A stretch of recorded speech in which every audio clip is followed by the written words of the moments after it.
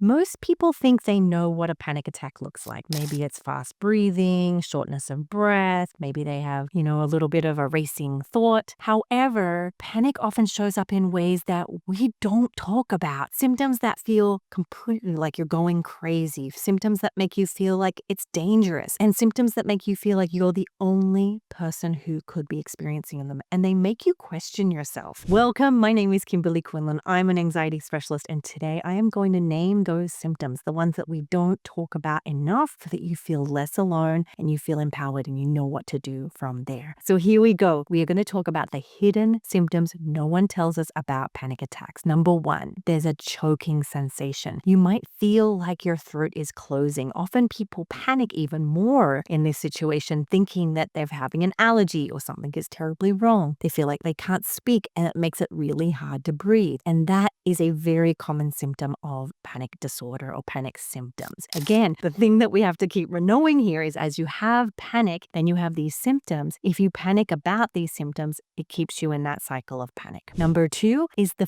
feeling of things being unreal. This is probably the most common one I see in my practice. They'll come in, they may have read something online or they've seen some of my videos or my podcasts, and they'll say, I heard you talk about this feeling of being unreal. We call it derealization or depersonalization. And this is a sort of disconnection from ourself or our surroundings. People often feel like I have no connection to myself, or they feel like they're looking down on themselves, not like looking down on themselves like critically, like they feel like they're outside of their body looking down. Or they may just have this feeling where things feel and seem very unreal, almost like they're in a movie, or things are very warped and strange. Derealization and depersonalization are probably the most common symptoms of anxiety that I see that people don't know about. And so I'm so happy that we're talking about those today. Another one is sweating and itching. Now, believe me, I have a story to tell you. I once saw a client who had been through a whole slew of medical tests, scans, different specialists because they constantly felt itchy, kept getting a rash, kept going to allergy specialists, only to find out that this was a part of their panic disorder. They would have the rash, then they would be panicking, thinking that they're panicking because of the rash, only to find out that a rash was their primary symptom of panic. Now, this was even the case when they're in very cool environments. They might find themselves sweating in these cool environments. And so I want you to know about this and speak with your doctor about it. I don't want to just rule it out and say all sweating and itching is anxiety. I'm not here to sort of like put a anxiety stamp on everything, but I do want you to speak to your doctor about this so that you can help them to determine what is what. The next one here is nausea or upset stomach. Now, again, we all know that when you get anxious, you did get an upset stomach. That is very, very common. You might get butterflies and cramping. A lot of the time, though, we don't talk enough about the absolute urgency to go to the bathroom. A lot of people will report that while they're panicking, they cannot control their bowels or their urine. They have immense urgency and frequency of needing to go to the bathroom. And that creates a lot of anxiety for them because let's say you've panicked in the past, you're thinking, oh my gosh, I also don't want to poop my pants. And so that does accelerate and keep you stuck in that cycle. The cool thing is, as we manage your panic, we can manage these symptoms as well. Now, the next one here is dizziness and lightheadedness. This for me was a huge one. I got diagnosed with postural orthostatic tachycardic syndrome, or POTS. It is a very common symptom of dizziness and lightheadedness. And because I have anxiety, I knew that this condition that I have was going to stimulate some more panic, because often panic was a symptom I used to have with panic disorder. Dizziness is a very, very common one. I've even had clients say that they noticed the onset of panic and they felt that they could not stand up. They had to get down on all fours and walk to the bathroom and crawl to the bathroom on the carpet because they felt this strong dizziness so strongly.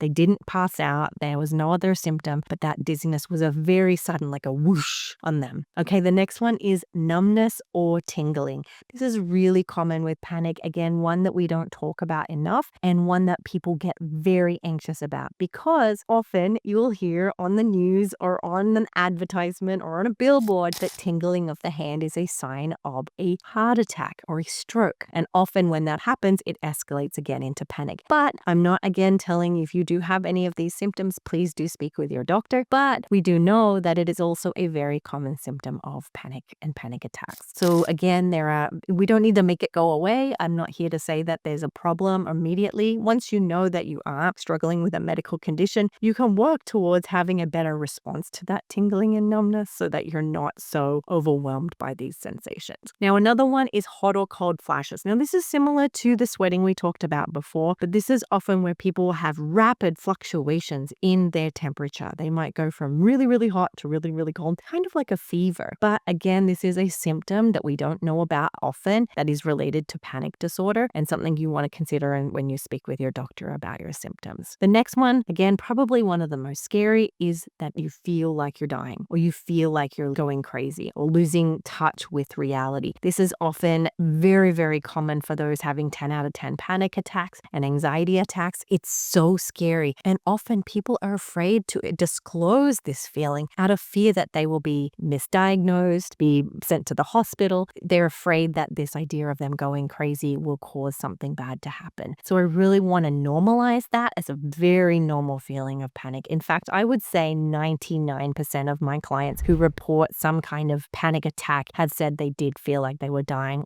and they did feel like they were going crazy. The other thing to know here is when it comes to panic is usually the fear of panic attacks. And so often the fear of having another panic attack in and of itself will make you feel like you're going crazy. It's a really heavy weight to carry around, and it's a very terrifying experience. So it's not just while you're panicking, it might be in the day-to-day between the panic attacks. You also feel like you're maybe going crazy. But again, that is very typical for panic disorder. Speak with your doctor or your therapist or your psychiatrist about that so that they can help you with medication, treatment plans, therapy, and so forth. Now, the thing to remember here is we've gone through some of the most common things that we don't talk about. So if anything, we talk about the most common, uncommon symptoms of panic. And it's really important to remember that a lot of people keep these symptoms a secret out of fear that they will be judged, that they will be misunderstood, or that they're the only one. But the truth is that secrecy just adds to the suffering. We want to make sure you're sharing this with your team and your family and your loved ones so that they can help provide support for you. I want you to hear me clearly that these symptoms don't mean you're broken.